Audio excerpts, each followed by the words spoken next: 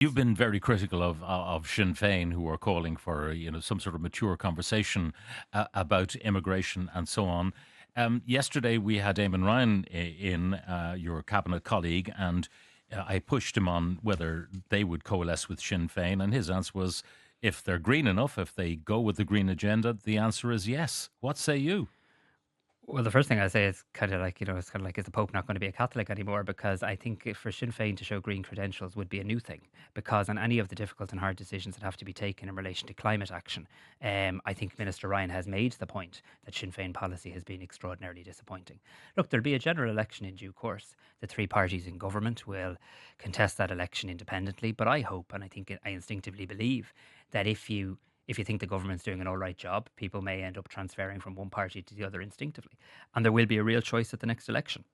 There will be a choice between centrist politics and people who will tell the truth on policies, will be realistic, and people who'll engage in the whatever you're having yourself politics, the populist politics. And we've seen a lot of that from Sinn But Féin don't over the last politicians while. all the time try to do things and say things that'll get them elected? Well, politicians, of course, try to get elected, but politicians also have a duty to explain to people how they're going to do things. And we've seen one incredible example recently from Sinn Féin where they've said something in the hope that it would be extraordinarily popular, but won't tell anybody how they'll do it. And that is the idea of reducing a house price to €300,000 in Dublin.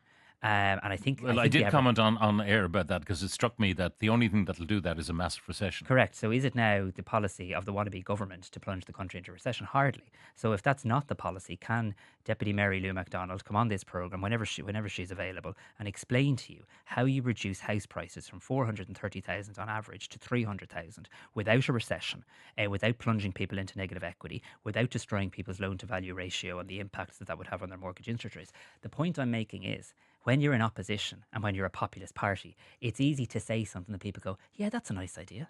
Wouldn't we all like that? It's much harder to actually show how you get there. But And don't Ireland most is not governments immune to have to populism. renege on some of their electoral promises as aspiring parties? Well, look, of course, when you get into coalition governments and the likes, you have to agree programmes for government, but that's very different to getting all the big calls wrong. I mean, this is a party that's voted against every single referendum in relation to Europe, including the one to join it. It's a party that, and I think the public overwhelmingly seems to agree with this in polls, got their response to Dublin riots extraordinarily wrong. Their first response to the Dublin riots was, how can we exploit this for political gain? It was a party when they were asked, how many new houses would you build in the first year in your government? They couldn't answer the question. It's a party that says they want to do more on health than the government, but allocated less in their alternative budget than we did.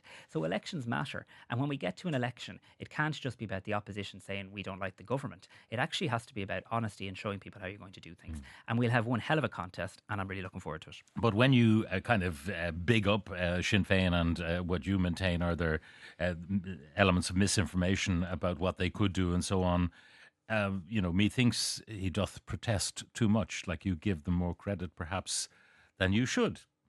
Oh well, I don't know how to respond to that other than to say this. I mean, the reality is, in opinion polls today, they are the most popular party in Ireland, and I am not going to quietly drift into the next election without calling out populist politics when I see it. Because I do think sometimes in this country we can engage in a little bit of a sneering about what happens abroad. People can say, God, how did they ever elect Donald Trump in America? Isn't that awful? How did Brexit ever happen in Britain? Isn't that awful? Well, populist politics is real in Ireland as well. And we've seen it in relation to a number of issues. We've seen it in relation to the migration debate, and we do see it on a very regular basis from the main opposition party. There's real challenges in this country, there's real challenges in this world, but it is a time for serious politics, not just what's the latest soundbite or the latest headline policy I can announce to get me through the interview or to make me popular in an opinion poll. The people deserve better than that.